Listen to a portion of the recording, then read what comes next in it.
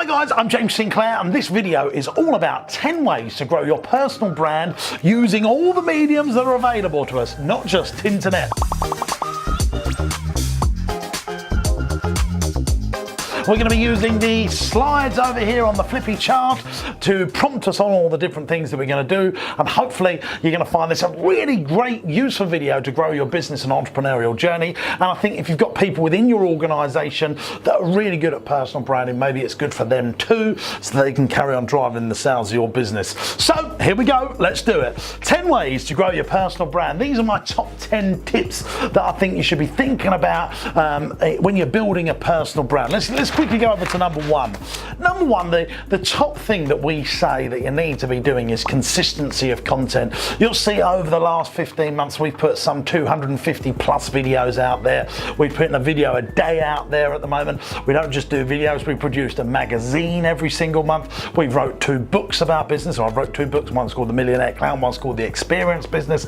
Our consistency of content is paramount. We're putting emails out there, articles on LinkedIn, Facebook, not YouTube for articles, but we've got plenty of written word as well as video content going out there as well, including memes and GIFs and images as well. So the consistency of the content is what drives a personal brand. If you want to build a personal brand and you're only putting one content out a week, one piece of content out a week, it's just not going to happen. It's got to be a daily and hopefully 3 or 4 times a day. It's the consistency of content that really drives personal brand. What you need to be thinking is you're running a TV channel. If you think they've got content, i.e. TV show after TV show after TV show, then the news, then more TV shows, that's how they've built this fantastic personal brand, or a company brand in that case. The same goes for a personal brand. It's the consistency of content. So make sure you're consistently putting the content out, not just once a week and certainly not once a fortnight and definitely not once a month. If you are that sure that you want to build a personal brand, consistency of content is the #1 rule. Let's quickly move over to number 2. This is one of my big things. Use offline to grow online. So this is very, very important. And I've seen this, someone like Will Smith, Ellen DeGeneres, James Corden, those 3 people have used offline mediums, in that case film and TV, to drive an online audience. So it's really important you try and think about using offline stuff to build your online, because there's some credibility out there, and that could be collaborations, it could be writing articles in newspapers that push people to go online.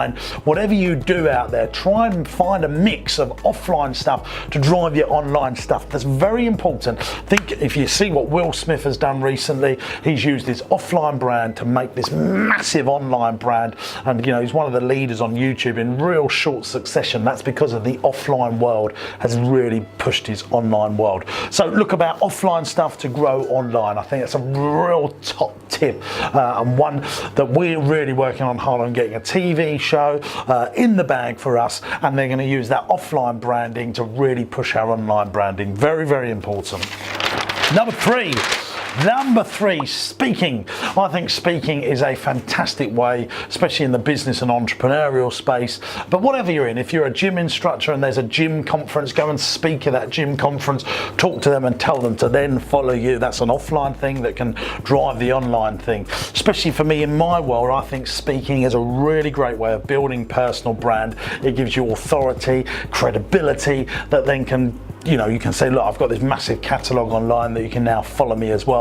Because they've seen you offline, they then want to follow you online. Because I think, you know, building trust online is actually harder to do than building trust offline. If people have had a face-to-face relationship, they know, like and trust you, then they follow you in the offline world. But if they follow you in the offline world, they're going to trust you in the online world. So I think speaking on stages, you know, if you think about a celebrity singer here, they're speaking on the singing on the stage to 25,000 people. Those 25,000 people are trusting them because they bought a ticket to see them. They're then going to follow their offline stuff. So speaking or being on stage is a tactic that I've used over the years to build a personal profile, which I'm now taking online. So speaking, being on stage is a very, very good thing if you can do it.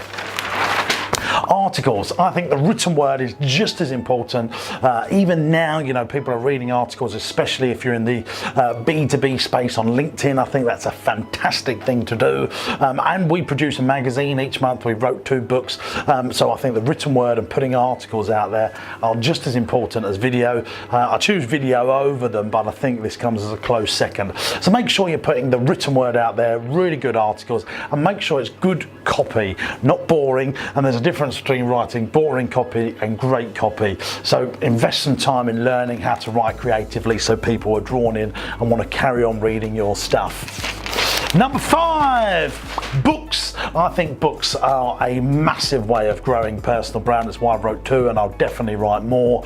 They give you instant credibility and actually can open doors for other things. If you write a book and you want to speak on people's stages or be in places or have a position of influence, when you're an author, you're given authority. Think about it, author is the first part of the word authority. That's why I think writing books is really important. People that read a book about you have invested 3, 4, 5 hours in really understanding your beliefs. So I think writing and producing a book, whether that's self-published or with a publisher, I think books are a fantastic way of growing personal brand. Writing a book now is easier than it's ever been, and it's a good thing to do. Number 6, ladies and gentlemen. Long form content.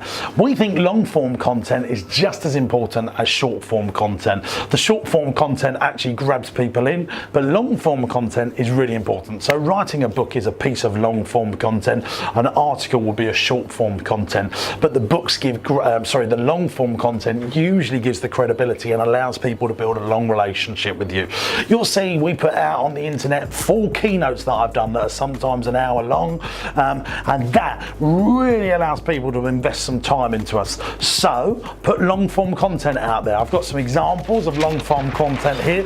You can present your own podcast. That would be a piece of long form content. Long form content, books, magazines, and also something that we do is interviews, where people will ask me interviews. We will record that long form interview, and that might pose more content because, you know, I'm always selling the things that I believe in and my visions and beliefs, and then someone might ask me a question in an interview, and it might get a different strategy and tactic that we haven't come up with before, and we can use that interview as a piece of long form content. So podcast, video, books, magazines, and interviews, and record and listen and video and audio, and turn that long form content into short form content as well. So we take our long form content, so we've got a keynote, we might take 10 or 12 little snippets of that long form content, little conversations that I've had that will get people intrigued to then go and invest time into our long form content. You know, I've realised in the uniform that I'm wearing today is Marsh Farm. We produce a 2-minute video. Sometimes our 8 and 10-second videos grab people in, get more views that then allow people to invest in the 2-minute video. So in some ways, a 2-minute video can be a long form content. A 20, 30, 40 second or even 5, 10-second video, short form content is just as important as the long form content. So think short-term content, short form content that you derive from your long form content, which actually leverages your time and means you can use the same content and leverage it much quicker. Number 8, in all of our stuff that we try and do, especially when you're getting people to listen to you, we want to break state.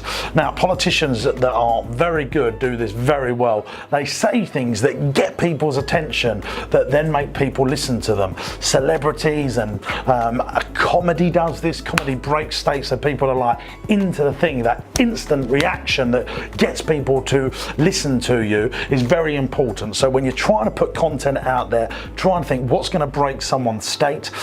So I mean, you see charity adverts do this. The music brings people in. Sometimes a terrible image brings people in, so that then that charity advert has got your attention, so you then listen to the content. Breaking state when building a personal brand for the first time is so important. So make sure that you've got an initial breaking state moment so that people are watching the content. So breaking state, very important. Number 9, being a master distributor of this content. There's no point in making the content unless you know how to distribute it. I've put some things on here: YouTube, email. Do not discount distributing your content via email. Loads of people are not doing that right now. Build an email database, make sure you've got the permission, all the GDPR stuff, but then distribute it. IGTV, LinkedIn, Facebook and Twitter. I just want to touch on LinkedIn, especially in the B2B space. LinkedIn is a massively positive tool now for distributing content. It's far more social than it's ever been, so do not discount LinkedIn. Number 10, when you get going and you've got some traction, make sure you learn how to collaborate. I've been on podcasts with other people. They've been on my podcasts. I've done videos with other people. Make sure you're collaborating, especially with people that have got bigger lists than you. If you go on to their show and then they've got people that watch them regularly, because there's a know, like and trust factor there, you will then get followers off of the back of that. So learning to collaborate and spending a lot of time and building partnerships and networks to collaborate is essential for growing a personal brand. And then there is a bonus, number 11. Once you get going, you build a back catalogue. You know, we're in a really fortunate position now. We've got 250 videos at back of us. In the future, in another year, we're going to have 52 podcasts. We can take that audio and we can take that video stuff and remake content. And crucially, when someone likes what they see about you, if you've got a big back catalogue, they can invest a spider web of time looking back at all your old stuff. So the old stuff must be up there constantly, just as much as the new stuff, because when people first discover you, you want them to have a back catalogue to be able to invest time into really liking you. I'm James Sinclair. Hope you've enjoyed this 10, well, really 11 ways to grow your personal brand. Hello, Facebook. Thanks very much for watching. See you very soon. Bye-bye.